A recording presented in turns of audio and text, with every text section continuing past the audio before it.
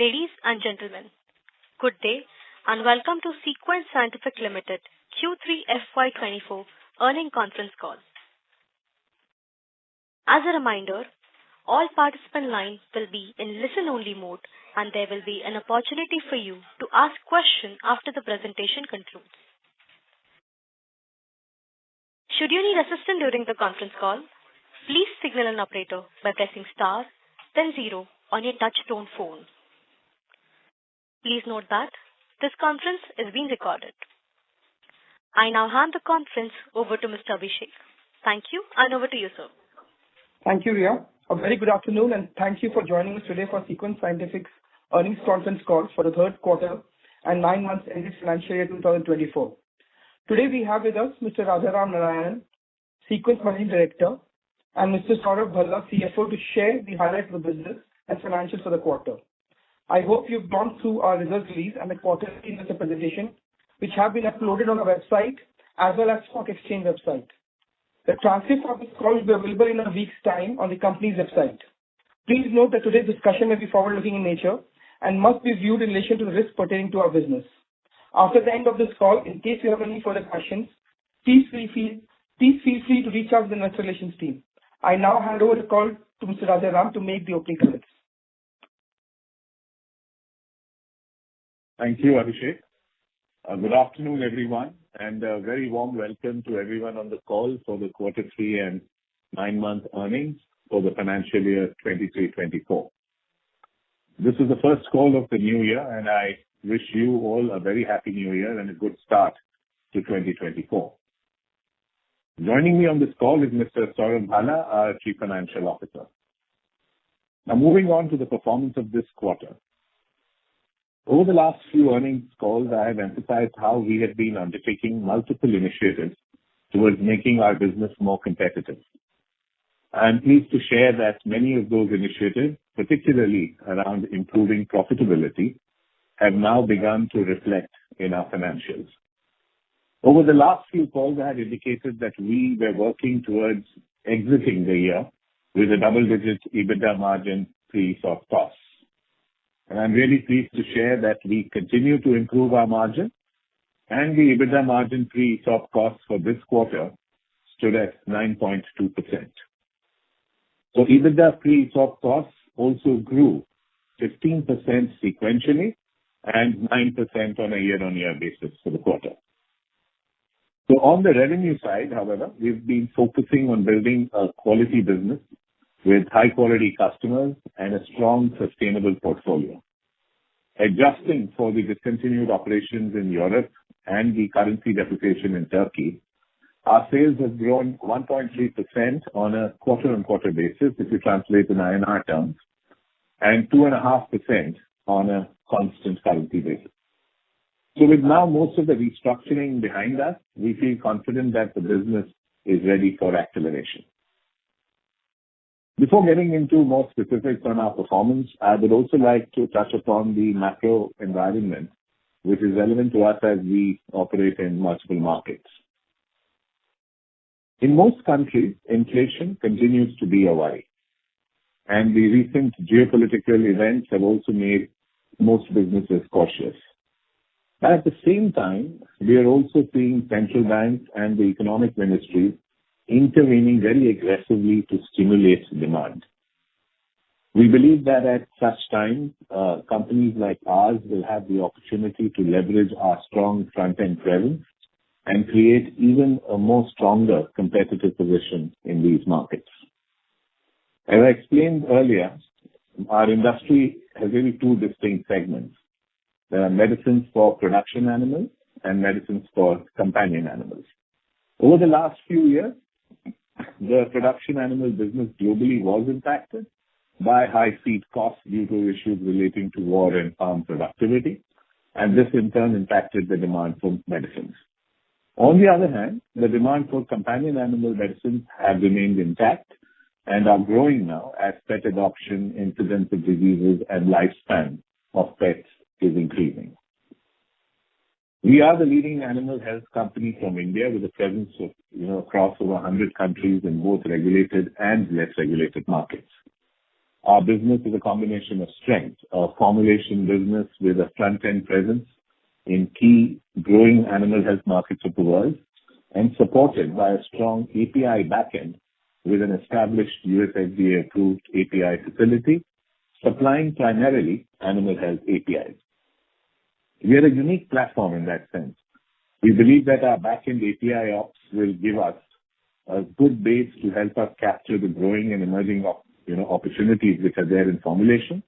At the same time, help us supply to some of the largest customers independently while customizing for their requirements. As mentioned in the last couple of calls, we have taken some decisive structural action for long-term competitiveness on the back end of our API side as well as the formulation side. We believe that from here on, using a combination of both organic and inorganic opportunities, we will continue to have a unique play into some of the largest markets, adding value to all our stakeholders. While Saurabh will talk in more detail on the quarter 3 and 9-month financials, I'll share with you some highlights of the overall results. Our overall revenues in the quarter came in lower, declining by 5% sequentially and 12% year-on-year. Our formulation business, post the Turkey hyperinflation adjustment, declined 1% sequentially and 3% year-on-year. However, these metrics do not consider the impact of some of the divestments and discontinuation that we have done of our loss-making unprofitable units, as well as the adverse translation impact in the currency in Turkey. So adjusted for this, our total revenues actually grew sequentially 2.5% over quarter 2 FY'24 in constant currency. In some areas, our performance has really picked up. For example, in the performance of our European operations, the sequential growth is at 6.5% and year-on-year performance at 20+%, demonstrating the impact of the strategic actions that we undertook a few years ago, like the discontinuation of loss-making operations in Germany and also some smaller sales units elsewhere in Europe. Demand has been driven by a sharper focus on more attractive and high-growth segments, such as gut health, where we are now expanding to many global markets. Operating efficiencies combined with a considerably favorable product mix have aided our margins in Europe, and this is reflected in the quarter's financial results. With this, we have reason to believe that the next leg of growth in our European operations is underway. In Turkey, the inflation has remained at elevated levels, and currency devaluation has continued, although at a more predictable rate. I'm pleased to share that the decisive price actions we took in June last year have continued to yield positive results, reflecting in this quarter's performance. Turkey is one of the leading markets of the world for animal health, where we are among the top 3 players in the ruminant segment, and we are committed towards strengthening our position. Turkey is now accelerating new launches and exports. Recently, we launched Tulaject, a generic of injectable tulathromycin in Turkey, and we will be building our portfolio with more launches in the coming year. The India formulation business recently launched 3 new brands from our international portfolio. As I mentioned earlier, India is a priority growth market for us, and we continue to remain excited by the prospects.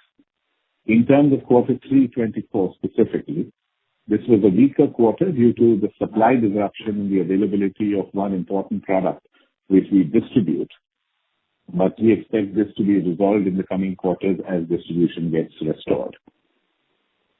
Coming to our API business, we are focusing on quality business and decreasing low-value commodity operations while building competitiveness for long-term customers. We are seeing promising results from the implementation of Project Pragati, a comprehensive cost improvement and commercial excellence program. This has been our second consecutive year of healthy margin expansion in the API segment, and we are positive about this program continuing to yield results well into the coming few quarters. On the demand side, we are seeing customer interest increase in some parts of our portfolio. And in quarter 3, however, the orders were a little muted, as for some of the products which we sell to our regulated market customers, the requirements have been postponed from quarter 3 to the current quarter 4. While our revenue performance during quarter 3 was muted, we have seen a marked improvement in gross margin and have a visibility towards a much stronger quarter four. Before I hand over to Saurabh, there are three areas I would like to emphasize. The first is growth. Some of our efforts on cost optimization and reshaping of the organization over the last few quarters are now providing us with a very stable, profitable platform to pursue growth opportunities. There are signs that the demand is improving, and we are confident of our position to benefit from this recovery. We are excited about the growth prospects in our key markets and will continue to focus on growth. The second important aspect is that of profitability. We are progressing well on our plans to deliver profitability improvement and expect further benefits to accrue with the pickup of demand as well, and also the next set of cost optimization initiatives that have been set into motion internally. During this quarter, our EBITDA margins pre-ESOP costs have expanded by 160 BPS quarter-on-quarter to 9.2% and 180 BPS year-on-year. We expect to exit the current financial year at double-digit EBITDA margins. On the M&A front, we believe that this is an exciting time to be in the front-end animal health sector as protein consumption in emerging markets is taking off, along with increasing focus on companion animal care. M&A play into some of these areas is a key part of our strategy, but it also rests on our API backend capability. One of the most important competitive advantages we see in such a situation will be the scale of operations. We are seeing new pharma players vying for multi-year upstream opportunities with some API customers. And in order to participate more meaningfully in the large and attractive opportunity in the animal healthcare sector and strengthening our position as a truly integrated global animal health platform, we are looking to further augment our R&D and backward integration capabilities on the API side as well, in a way that allows us to move more upstream in the customer value chain. I now hand over to Saurabh Bhala, our CFO, for more details on the financial performance. Thank you. Over to you, Saurabh. Thank you, Raja. Good afternoon, everyone. It's my pleasure to be here today and share insights into the consolidated financial performance of our company. I start with Q3 highlights. Our total revenue and EBITDA pre-ESOP cost for the quarter stands at rupees 3294 million and 302 million respectively. Formulation business contributed rupees 2510 million to the top line with a growth of 5.3% quarter-on-quarter and 25% YOY in constant currency terms. We have seen continuous growth in our European operations driven by strategic actions focused on portfolio reshaping. Europe clocked a revenue of rupees 1269 million, which is a growth of 6.8% quarter-on-quarter and 13.3% YOY in constant currency terms. India formulation business clocked a revenue of rupees 278 million, which is a growth of 1.7% quarter-on-quarter basis.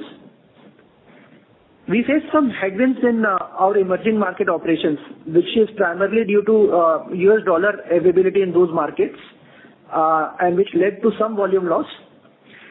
And our tender business in Brazil operations also was impacted slightly. Overall, the emerging market has a growth of 4.6% quarter-on-quarter in constant currency terms. The API business revenue for Q3 financial year 24 is rupees 690 million against rupees 804 million of Q3 financial year 23, which is last year. This is primarily because many of our orders in Q3 current year has shifted to Q4, and whereas in last year quarter 3 was one of the strongest quarters. So it is just a shift in the quarter. Overall, our gross margins have improved by 310 basis points YOY from 42.1% in Q3 financial year 23 to 45.2% in Q3 financial year 24. The improvements here are driven by various focused strategic actions including the sales mix optimization and a very well-executed price increase across various geographies. Operating cost optimization is one of the key focus areas Raja has already highlighted, and in that, through our focused initiatives for optimizing the cost and as well as enhancing the operational efficiency, we have successfully achieved a notable reduction in our operating expenses of rupees 116 million YOY, which is now at which was at 1302 million in Q3 financial year 23 to rupees 1186 million in Q3 financial year 24. EBITDA improvements. So mix of above measures have resulted in significant improvement in our EBITDA margins by 180 basis points on YOY basis, which has moved from 7.4% in Q3 financial year 23 to 9.2% in Q3 financial year 24. Moving on to YTD performance highlights. Our total revenue and EBITDA pre-ESOP cost for the quarter stands at rupees 1,085 million and rupees 658 million respectively. Our formulation business contributed rupees 7520 million and API business contributed rupees 2301 million to the revenue. Overall, EBITDA has improved by 50 basis points from 6% YTD 23 to 6.5% YTD financial year 24.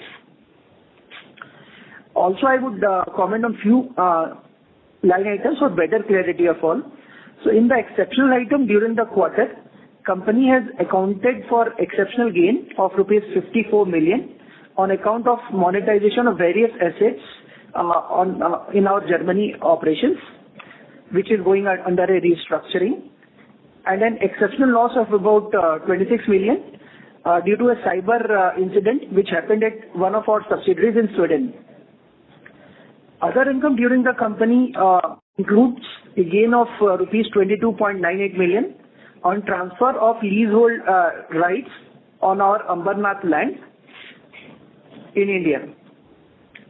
Net monetary loss on hyperinflation economy continues, and the same is on account of hyperinflation related impact as required by Ind AS 29 for our Turkey operations, which is currently a hyperinflation economy. Exchange loss is primarily on account of Turkish lira depreciation against USD. Again, primarily because of being a hyperinflation economy, the fall is pretty significant. Those were the highlights. I thank you all for your support, and I request for the forum to be open now for the Q&A. Thank you. Thank you very much. We will now begin the question and answer session. Anyone who wishes to ask a question may press star and 1 on the touchtone telephone.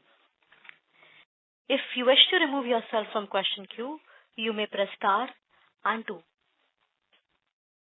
Participants are requested to use handset while asking a question. Ladies and gentlemen, we will wait for a moment while the question queue assembles.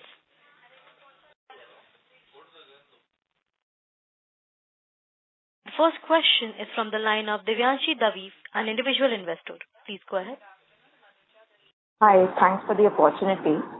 So my first question is on the margin side. Your margins seem to have improved sequentially to 9%. So what are the contributing factors behind the same, and do you see some improvement? Do you see this improvement to be sustainable? And what's the margin improvement on the API or the formulation side?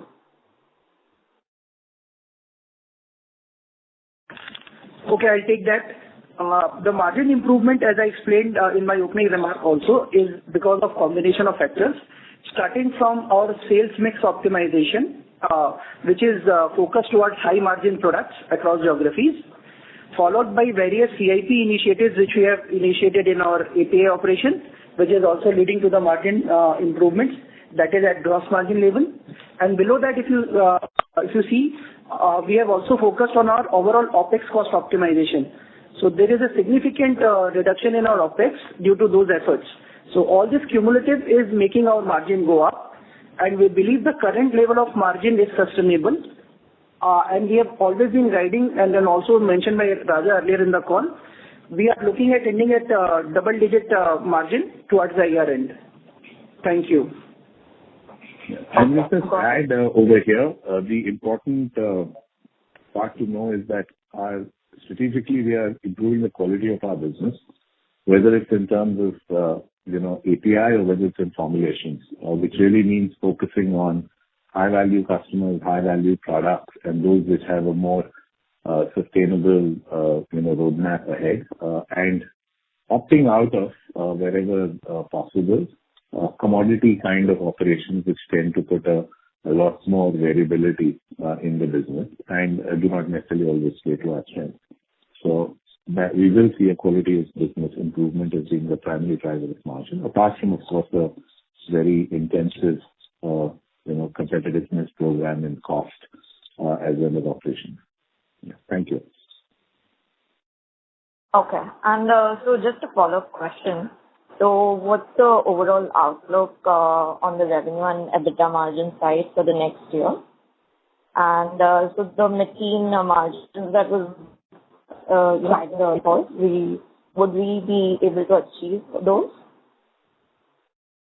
So I think what we have indicated earlier, we'll pretty much hold to that broadly on the margin side. We had indicated that we would exit FY'24 more in the area of the double-digit margin. I think we are trending to that. As far as the next year is concerned, we have said that as we move towards the next year, we would like to move more towards an outer side of mid-teens in terms of margins and higher teens as we go forward for 2 to 3 years. And that's ballpark the direction in which we are proceeding, and our plans are on that line. As far as top line growth is concerned, I think it's going to be a combination of where we are going to different markets and different businesses. So we will see our continuing business, and that's important because we're also discarding some non-profitable or low-margin businesses. I think our continuing business, we should begin to start moving from mid-single digits to early teens before the end of the year. That's sort of the kind of direction that we'll go. Okay. Thanks. I'll join back in the queue. Thank you. Next question is from the line of Amar from Lucky Investments. Please go ahead. Sir, thanks a lot for the opportunity. So number one, you indicated that now you're talking about API as a backward integration for your formulation business. What I understand here is that currently we don't have any formulation which are basically sourced API from our own manufacturing. So A on that. Secondly, when you're guiding for the double-digit margin in the current year exit, this is pre-ESOP or post-ESOP? And thirdly, sir, on an absolute basis, including the discontinued operation, what kind of growth we are targeting for next year? So we'll go one question at a time. So as far as API is concerned, we are not designed for feeding in APIs into our formulation businesses. Right? So that's not how we've built the business. The opportunity is there for us as we begin to build the business going ahead. We are seeing that there is some opportunity to both create formulations from our API businesses as well as supply APIs to our existing formulation entity. So this will increase. It's small at this point of time, but that is an area of growth for us. And it will take some time for that to sort of materialize, but it's an important component now of our strategy. The second part of it, all our margins which we've been talking on EBITDA basis is really we're talking about EBITDA pre-ESOP. That's a non-cash component, and ESOP is a part of our structure. And therefore, the guidance that we're giving you is always on EBITDA margins which are pre-ESOP. And we have in the past indicated to you also on how we expect the ESOP costs to move over the next few years. On the last question on absolute growth, including and non-including, I think for the immediate period ahead, we think the growth will be more in single digits. But with the pipeline that we have, as well as some of the new launches that we have, I think in a 2 to 3 year framework, we should be looking at early teens to mid-teens kind of a top line growth for sure. Okay. Thank you, sir. Thanks a lot. Yeah. Thank you. Next question is from the line of Bharat Seth from Quest Investment Advisors Private Limited. Please go ahead. Hi, sir. Thanks for the opportunity and congratulations to you and your team for successfully turning around the business. Sir, if I put it, my question is in two parts. If we look at, we have done a lot of discontinued a lot of several business unprofitable and going more for formulation and more qualitatively we have improved, which is a high price and sustainable kind of a business model. So in that, are we really through with all this exercise or still there is some exercise that we expect to have some kind of an impact, maybe a 1 quarter, 2 quarter on the top line as well as EBITDA side? If you can give some color on that. So, just thank you for this question. One always hopes that this is the end of it. As we see it, I think the last 18 months, there have been several unexpected developments, more on a macro level. If you look at it, what happened in Europe 2 years ago and what has happened in markets like Turkey, etc. And that has impacted both the formulation business where we have a front end and our customers who are there for APIs post-COVID. So I think the period of 22, 23 has gone around with most markets and most customers coming to terms post-COVID as well as the kind of economic challenges which these countries have had. And this is true for all industries and all businesses. And there is now, and in that process, therefore, all companies have had to reshape their operations, and those who have a higher exposure to some of these geographies or some of these businesses have had to take more drastic action. And we have therefore had to take some of these changes because these were all sound businesses before many of these unexpected events happened, and therefore we have had to readjust our business to make sure that we take into account some of these changes. And therefore, I think that given our outlook and given the fact that we have made these specific adjustments and we've taken fairly hard calls, I think we should not have, any, serious exceptional issue in the next, 2 to 3 years, at least as we sort of see the current. And we've also made our business very strong and resilient. And that's why it's very important to have quality business and quality customers. And because they tend to hang on with you much longer, even when you have disruptions. If you have business or a part of your business which is, dependent on commodity kind of cycles or, rapidly responds to some kind of inflationary pressure impacts it, then you tend to get more impacted when something exceptional happens. And therefore, I think we've now structured our business where we have a good portfolio.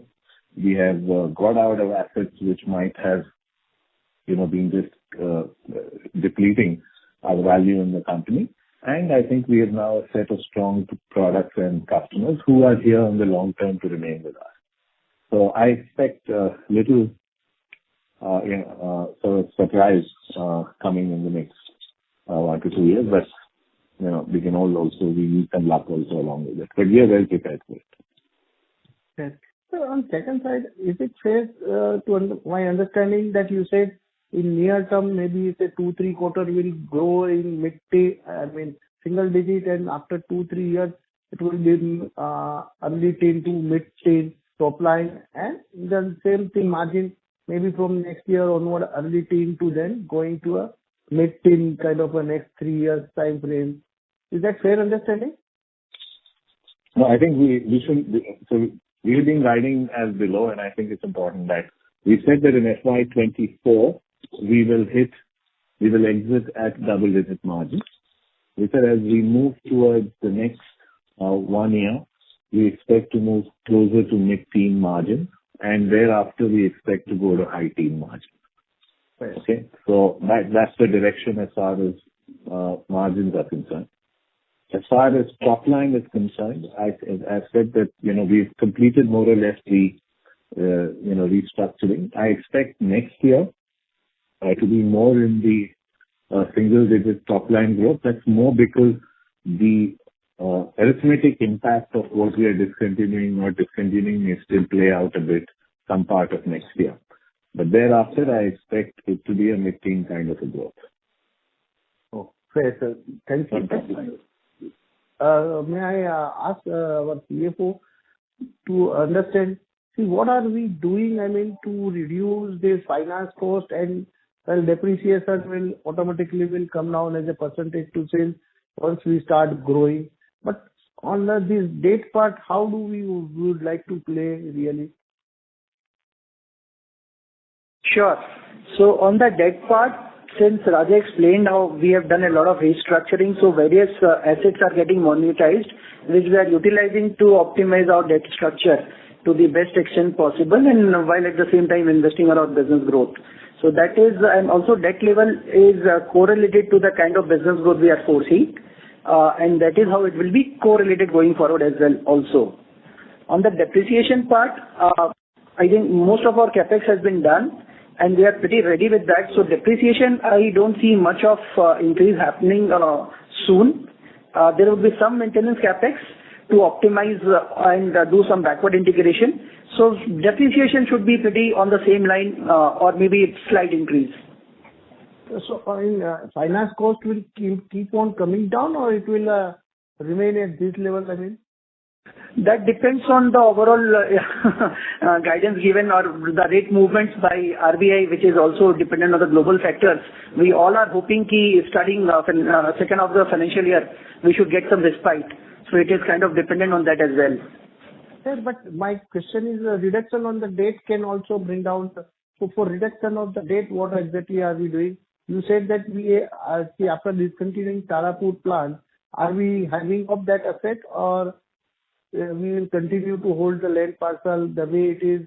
And so what exactly other asset that we have, which is a non-core, and we may bring down the debt apart from bringing it down from the generating the profit of the company?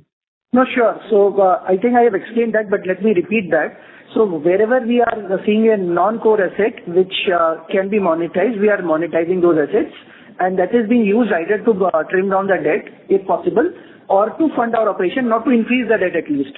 So either way, the debt level is getting managed. If we don't repay, but we don't add on to the debt, that itself is a kind of optimization of the debt level.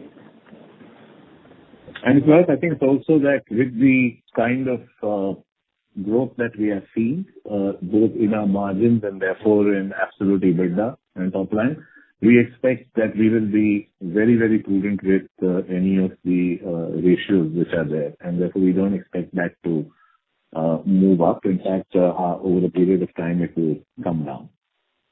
And so last question on our presentation, what we offer API formulation, and last piece is analytical services. So what exactly that suggests, and are we already doing some kind of a services? No, so we have a subsidiary which is called Sequent Research Limited. Now, because it's an independent, fully owned subsidiary, it provides testing and analysis services, both in-house to our own business as well as to some other customers outside. So it's listed as a separate line item. It is not a strategic area for us. It is a in-house company which supplies services to our own business. Oh, thank you very much, sir, and all the best. Hello. Thank you very much for your support. Yeah.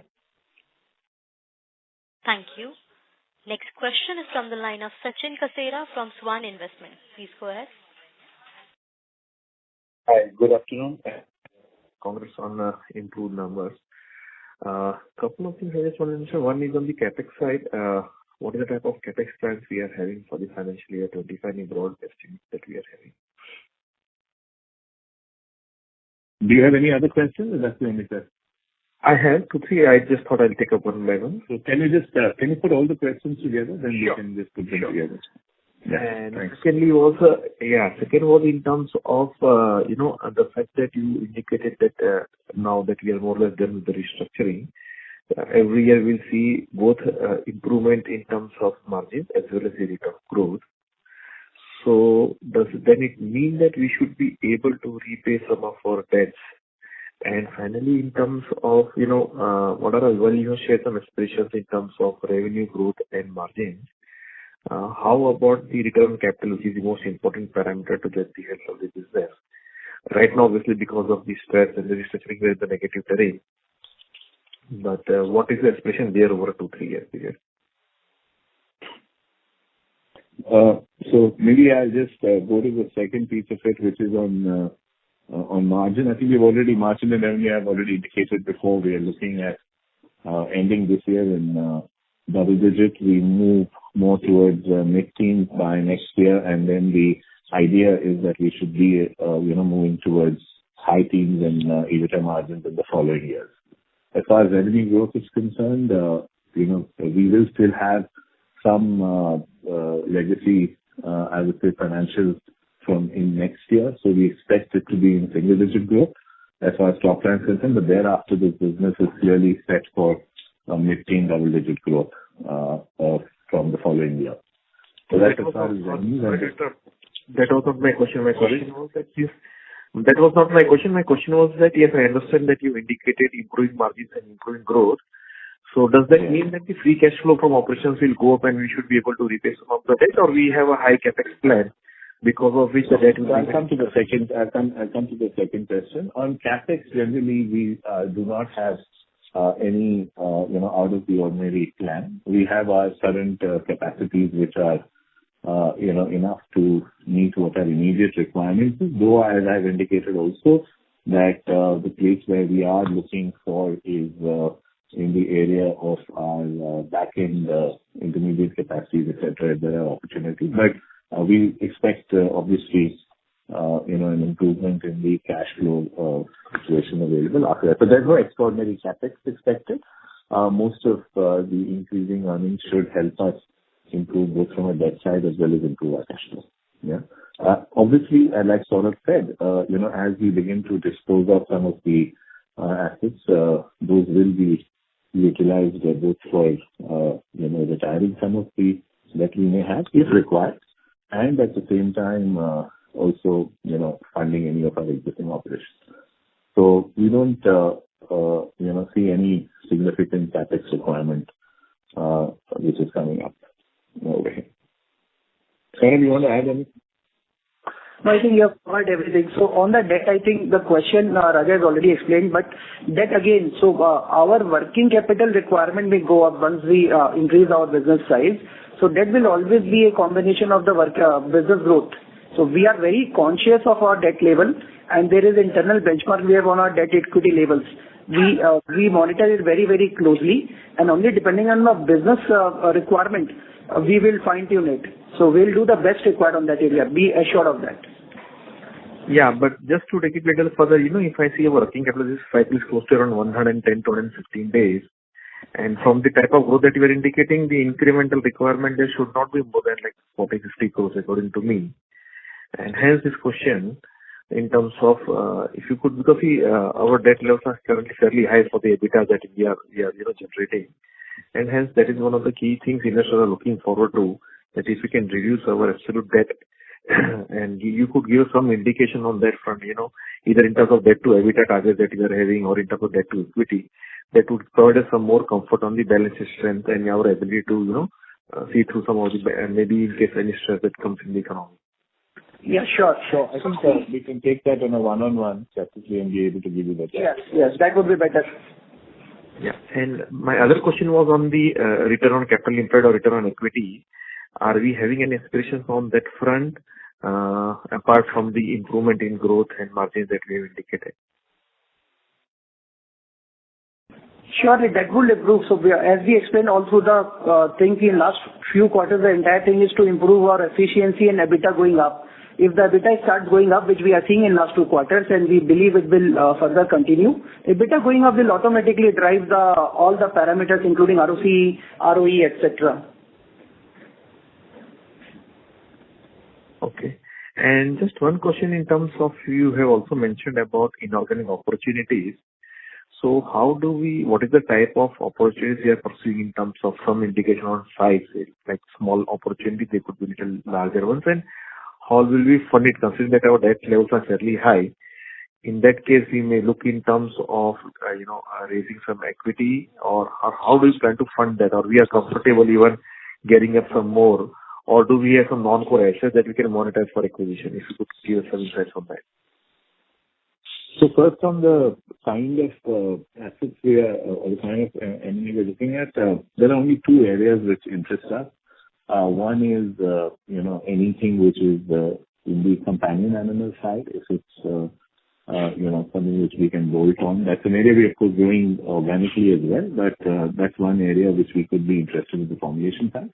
And on the API side, we certainly will look for any asset which, helps us augment or gives us a real step jump in our R&D capability, as well as any backward integration which makes us more competitive, right? That's really the two core things. We're not really looking for product supplementation. We're looking primarily to look at where there can be a real step up, which gives us an advantage in terms of time to market, etc., in terms of either R&D or in terms of, cost competitiveness or backward integration on API. So that's really from the kind of, in terms of the size, I think it's very clear we are not going to leverage ourselves, to beyond what we are currently at in order to do this. Yeah, and so that brings us to the third question of where will we, raise the funds for this.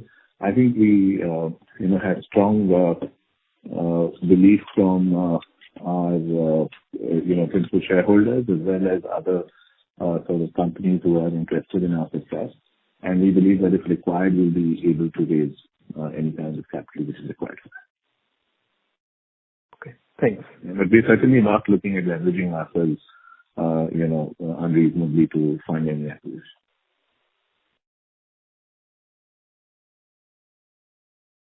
Thank you. Hello? Yeah. The next question is from the line of VP Rajesh from Banyan Capital Advisors. Please go ahead. Hi, thanks for the opportunity. So I have two questions. One is on your revenue guidance. Will that growth be primarily coming from the current business, or you are expecting in that guidance that there will be some acquisition that you have been elaborating about? And the second question is regarding the gross margin. So we have shown a significant improvement year over year. So when you talk about your EBITDA margin improving, is it going to be a factor of gross margin improvement, or is it purely the operating leverage that will come about from revenue?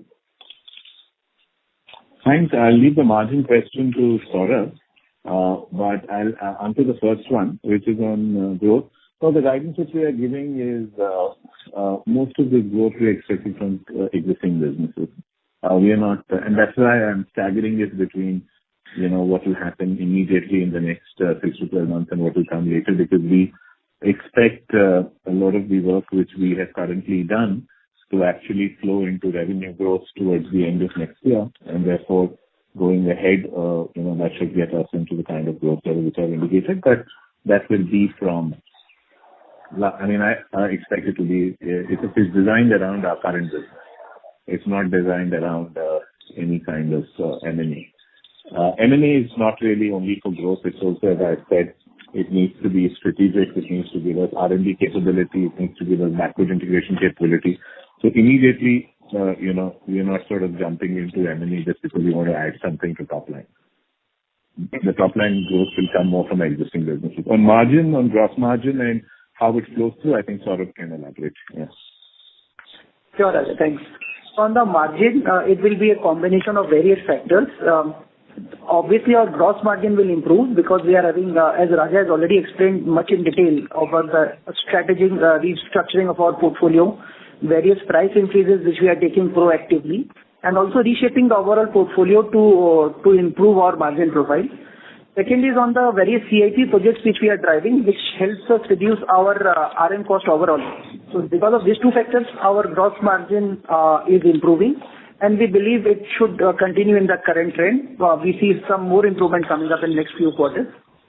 On the operating expense part, we have been very conscious to control the OpEx overall, and if you have compared or seen our financials, it has going down quarter on quarter. So now we have a base reduction in the OpEx, and we want to maintain that. So OpEx will also contribute its part. Overall, on EBITDA level, it will be a mix of both. There will be increase in gross margins, and there will be optimization of OpEx. So both will drive the EBITDA margin up. Understood. Saurabh, if I may quickly ask a follow-up, any guidance around the gross margin, like from 45% today, where do you think it can go up to in the next 2-3 years? See, exact quantification will be different, but we can see 150 basis points increase in next couple of quarters minimum, and then after that we'll see it will further improve. But the improvement would be consistent in next few quarters. Got it. Thank you so much, and all the best. Thank you. Thank you. Next question is from the line of Kaustav Bubna from BMSPL Capital. Please go ahead. Hello. Hi. Thank you for taking my question. Hi, Kaustav. Yeah. So just wanted to understand what your outlook is on the Turkey market, and is there any way we are thinking of protecting our business in this market from the currency volatility? So thank you for asking the question. So I think Turkey has been through a lot of challenges economically, both one, because of inflation, and two, because a certain direction of economic policy, which did not help as far as the currency is concerned and as far as inflation is concerned.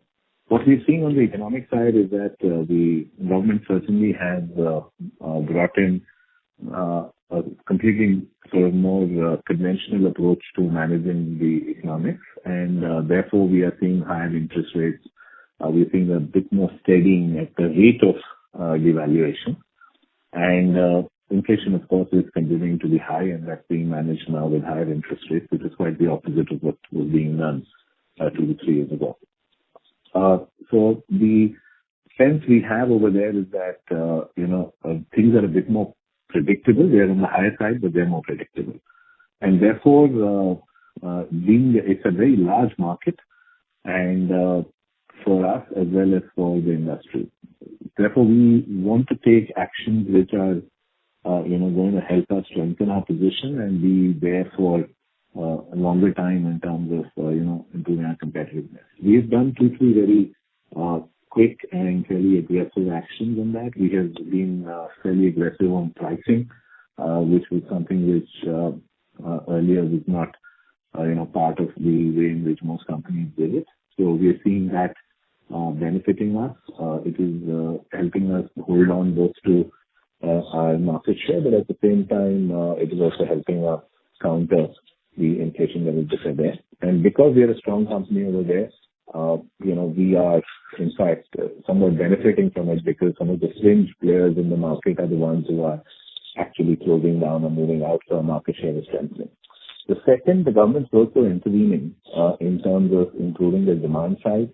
So we saw for a couple of years a reduction in cattle population in Turkey as farmers began to opt out of rearing cattle because of inflation. But the government has now stepped up and has started importing cattle into the country, and to re-stimulate the availability of farm animals in the country. And so we hope to see some pickup going up there, and that should help our business. And the third and most important thing for us as a company is that we have a strong manufacturing footprint in Turkey. We have a good plant over there, and we are setting up using Turkey as an export base for the company. So we are already, and that helps us in 2 ways. One, of course, it helps us in revenue, it helps us in getting good business, but at the same time, it also helps us hedge naturally for the foreign exchange risk which is there. So our exports from Turkey are getting stepped up, and we think that very soon we will be able to offer a natural currency hedge for import and export based on our operations there, and therefore should be less exposed to issues like devaluation, and be able to be stronger compared to other companies over there in the business. So overall, I think we will see still some volatility, And that's more because there'll be a translation of currency issues which may be there for the short while. But I think from a fundamental business viability as well as running a business in Turkey, I think the market is now beginning to stabilize. So we obviously have to be very careful in everything that we do. No, thank you so much for this detailed response. Really appreciate it. Best of luck for future performances, and hope you keep this turnaround strong. Thank you. Thank you, Doctor. Yeah. Okay, there are no other questions? Yeah. Ladies and gentlemen, in the interest of time, we will take last few questions. Next question is from the line of Jay Jain from Innovative Financial Services Private Limited. Please go ahead. Yes. I hope I'm audible. Yes, thank you. Yeah. Good afternoon, sir. I have a couple of questions. First, what are your plans on the China front, which was one of the regions that the company was showing interest in post the Carlyle acquisition? Are we focusing on that right now? And the second one is, when are we expecting to do more filings in the US on the formulation side? And is there any timeline on the commercialization of those filings? Thank you. Thanks for the question. So firstly, on the China front, I think a lot has changed. And on China, we certainly, are initially looking from a API point of view. China is more a competitor for us at this point of time. There are, however, opportunities for us to be able to export certain APIs to China. And it still remains, as and when we have an opportunity, we will move into supplying there. But it's not a strategic thing for us because much has changed in the opportunity which is over there in China for us right now. So it's not something that we would be discussing really or have it on top of our priorities in the next couple of years. On the second part, on the US formulation piece of it, we've completed some of the validations, etc. from Germany. We went to a pause for it because we closed the plant. We still have that live on our project list. As I said earlier, we are looking at a couple of FDA pre-approved CMOs which we have shortlisted. And this is something that we will be clearer in the next couple of quarters once we have finalized our CMO in India. And however, our completion of our dossiers, etc., is in progress, and we will be ready with the necessary tech packs, etc., which are ready for validation. I expect in the next quarter or so. But whether we will go all the way into filing formulations, etc., will be something that we will revisit in a couple of quarters because the project having been delayed, even the market opportunity may be different now. And the approach to doing it may be very different after 6 months. So we'll probably give you clarity on it only after that.